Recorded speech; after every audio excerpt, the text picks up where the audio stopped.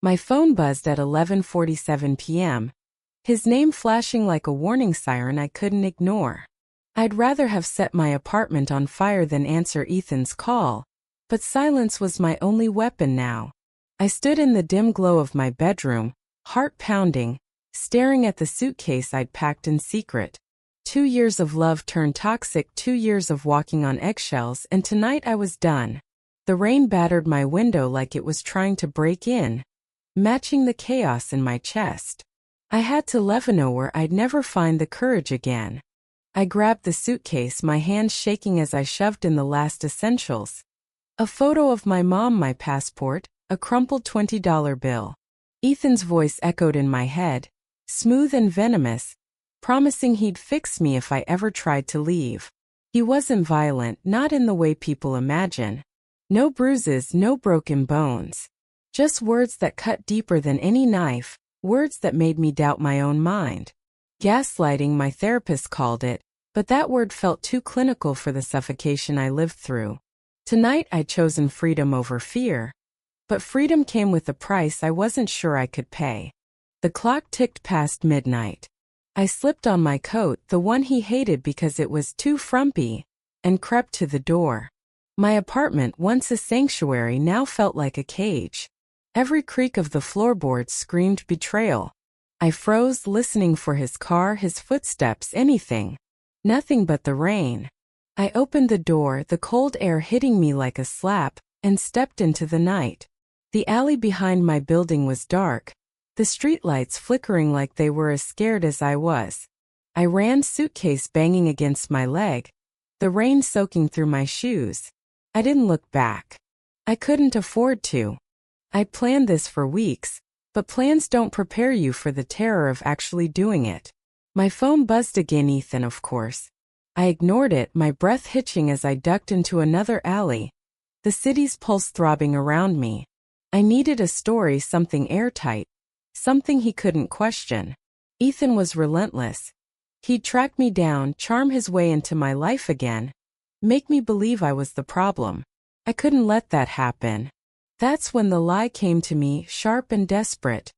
I'd tell him I was in the hospital. A car accident, maybe.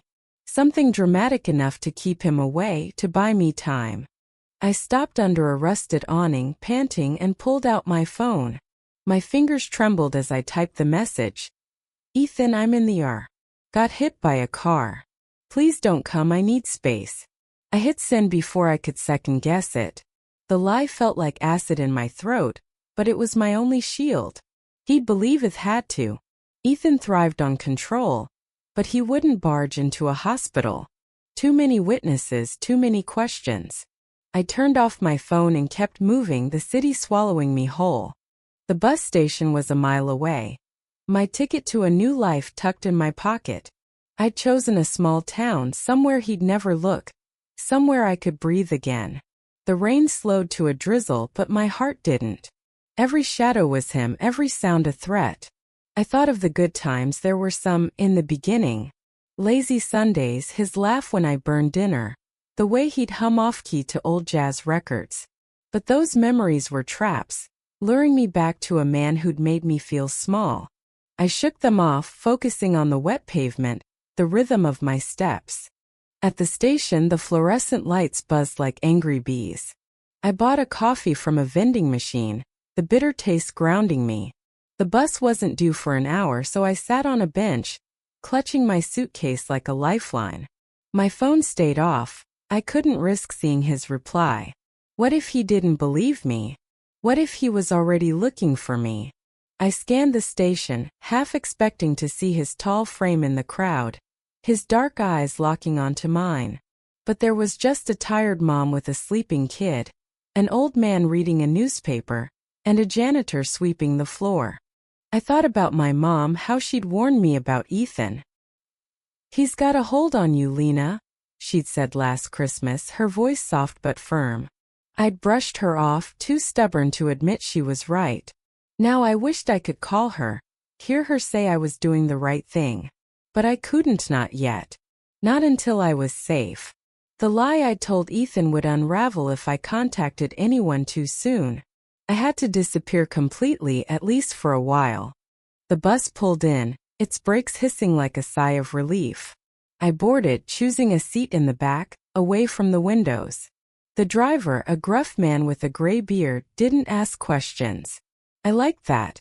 As the bus rolled out of the city, I let myself exhale, but the weight didn't lift. Freedom wasn't a place you arrived at. It was a fight you kept fighting. Ethan's shadow loomed large, even miles away. I wondered how long it would take for him to realize I wasn't in a hospital, how long before he'd start hunting. The road stretched into the darkness, and I leaned my head against the window, the glass cool against my cheek. My lie had bought me time, but time was a currency I'd never had much of. Ethan had controlled my days, my thoughts, my choices. Now I was stealing them back, one shaky step at a time.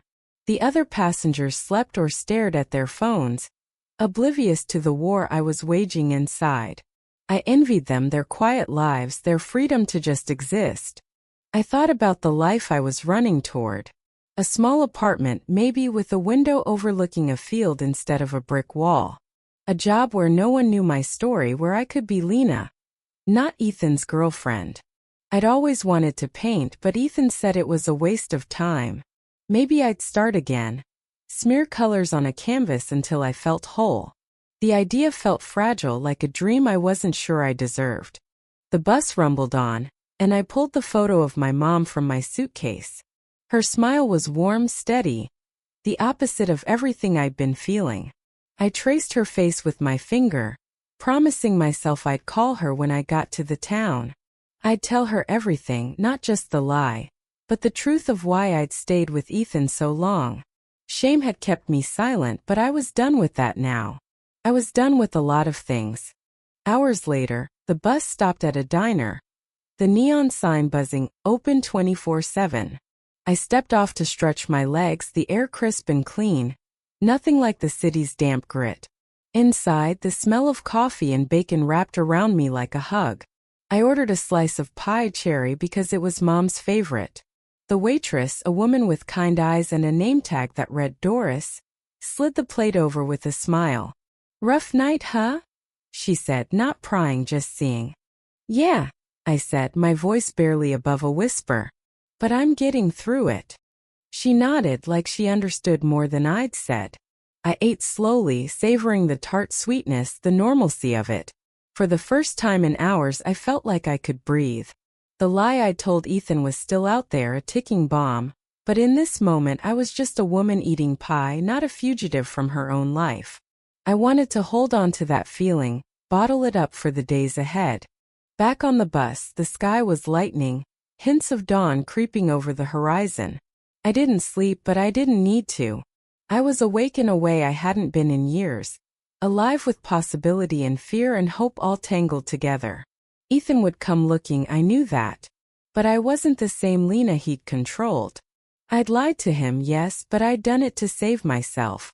And that, I realized, was the first honest thing I'd done in a long time. The town came into view. A cluster of buildings nestled against rolling hills. It wasn't much, but it was enough. I stepped off the bus, suitcase in hand, and took my first real breath of freedom. The lie had gotten me here, but the truth would keep me going. I was Lena, not his Lena, and I was ready to start over even if it meant starting from nothing. The town of Willow Creek was smaller than I'd imagined, a speck on the map with one main street, a diner, and a library that looked like it hadn't been renovated since the 80s. The air smelled of pine and fresh earth, a stark contrast to the city's exhaust and noise. I stood at the bus stop, suitcase at my feet, feeling like a ghost who just stepped into someone else's life. My phone was still off, but the weight of Ethan's unanswered messages pressed against my chest.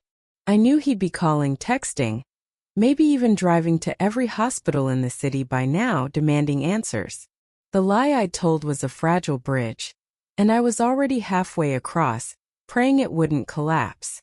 I checked into a motel on the edge of town, a faded sign proclaiming Willow Rest in chipped red letters. The clerk, a bored teenager with blue nail polish, barely looked up as she handed me a key. Room 12 was small, with a lumpy bed and a window that overlooked a gravel lot. I locked the door, double-checked the deadbolt, and sank onto the bed, exhaustion hitting me like a wave. I hadn't slept in over 24 hours, but sleep felt like a luxury I couldn't afford. Not yet. I turned on my phone, bracing myself. 17 missed calls, 23 texts. Ethan's messages started soft. Concerned, "Are you okay? Which hospital?" Then turned sharp, accusatory, relying, "Lena, you can't do this to me." My stomach twisted, but I deleted them all, my fingers moving faster than my fear. I blocked his number, then hesitated before blocking his email, his social media, anything that could tether me back to him. It felt like cutting out a piece of my own history, but I needed to be untouchable, at least for now. The next morning, I walked to the diner I'd seen, its neon sign now dim in the daylight. The same waitress from the bus stop diner, Doris, was there, pouring coffee for a trucker at the counter. She glanced up, her eyes crinkling with recognition. "You again," she said, sliding a menu my way. "Sticking around?" "For a bit," I said, forcing a smile. I ordered eggs and toast, cheap and filling, and sat by the window, watching the town wake up. A man in overalls walked a dog, a woman pushed a stroller, and a group of kids laughed as they rode bikes down the street. It was so ordinary, so peaceful it almost hurt. I hadn't realized how much I'd missed normal. Doris came back with my food and lingered. "You got a story, don't you?" she said, her voice low, like she was used to hearing secrets. I froze, my fork halfway to my mouth. Was it that obvious? Did I look like someone running? I wanted to deny it, but her eyes were kind, not judgmental, so I just nodded. "Don't worry," she said, patting my hand. "This town's good for starting over. Just keep your head down and your heart up." She walked away before I could respond, leaving me with her words and a warmth I hadn't expected. I ate slowly, letting the diner's hum, clinking plates, soft chatter ground me. For the first time in years, I felt like I could belong somewhere, even if I didn't know how. I spent the next few days settling in. I found a job listing at the library, part-time, shelving books and helping with community events. It wasn't much, but it was a start. The librarian, Mrs. Carter, was a wiry woman in her 60s with a sharp wit and a knack for remembering everyone's name. She hired me on the spot. No questions about my past, just a warm welcome to Willow Creek. I rented a tiny studio apartment above a hardware store, the kind of place where the pipes groaned but the rent was cheap. I bought a second-hand easel and some paints, setting them up by the window. I hadn't painted since college, before Ethan convinced me it was pointless. Now every brushstroke felt like defiance. But Ethan's shadow didn't fade. A week after I arrived, I got an email from a mutual friend, Sarah, asking if I was okay. "Ethan's been asking about you. Says you're in the hospital, but he can't find you. What's going on?" My heart sank. He was digging, reaching out to people I hadn't spoken to in months. I replied with a vague "I'm fine. Just needed space," and hoped it would be enough. But I knew Ethan. He wouldn't stop. He'd charm, manipulate, maybe even show up here if he figured it out. I started checking the locks twice, avoiding the main street after dark, jumping at every unfamiliar car. One night I painted until 2 a.m., a chaotic swirl of blues and grays, my fear spilling onto the canvas. I was trying to capture the storm I'd run through that night, the way the rain had felt like both a punishment and a baptism. When I stepped back, I saw something else in the painting. A figure, small but unyielding, standing against the chaos. Me. I cried then, not out of sadness, but because I was starting to recognize myself again. Days turned into weeks, and Willow Creek began to feel like home. I made friends: Doris, who slipped me free pie, Mrs. Carter, who shared her mystery novels, and Jamie, a mechanic who fixed my wobbly easel without charging me. They didn't know my whole story, but they didn't need to. They saw me, not the ghost of Ethan's Lena. I started therapy again, online, with a woman who specialized in trauma. She helped me unpack the years with Ethan, The way he twisted my reality until I didn't trust my own thoughts. "You're not broken," she said in our first session. "You're rebuilding." I held on to that, repeating it like a mantra. But Ethan found me. 3 months in, I was shelving books when my phone buzzed with a text from an unknown number. "You can't hide forever, Lena." My blood went cold. I dropped a book, the thud echoing in the quiet library. Mrs. Carter looked up, concerned, but I waved her off, my hands shaking as I blocked the number. How had he found me? Had Sarah slipped? Had he tracked my phone somehow? I spent the rest of the day paranoid, scanning every face in the library, every car outside. That night I painted again, this time in reds and blacks, anger and fear bleeding together. I knew I couldn't run again. Willow Creek was my stand, my line in the sand. I went to Doris, told her everything, Ethan, the lie, the fear. She listened, her face hardening, then said, "You're not alone here. We take care of our own." She introduced me to a local cop, Officer Reyes, who promised to keep an eye out. I filed a restraining order, my hands steady as I signed the papers. It wasn't foolproof, but it was something. I wasn't the same woman who'd run at midnight. I was stronger, rooted, ready to fight for my life. A month later, Ethan showed up. I was at the diner, laughing with Jamie over a bad pun, when the door chimed and there he was. Tall, polished, his smile as charming as ever, but his eyes were cold, predatory. My heart stopped, but I didn't run. Doris saw him first, her hand on my arm, grounding me. "Stay here," she whispered, then walked over, her voice loud enough for the whole diner to hear. "You need to leave, sir. Now." Ethan's smile didn't falter. "I'm just here for Lena," he said, smooth as ever. But the diner was full, and eyes were on him. Jamie stood, his broad frame blocking Ethan's path. Officer Reyes, who'd been eating pie at the counter, stood too, his badge gleaming. Ethan's charm cracked, his jaw tightening. "This isn't over," he said, looking at me, but I met his gaze, unflinching. "It is," I said, my voice steady. "Go." He left, the door slamming behind him. The diner was silent for a moment.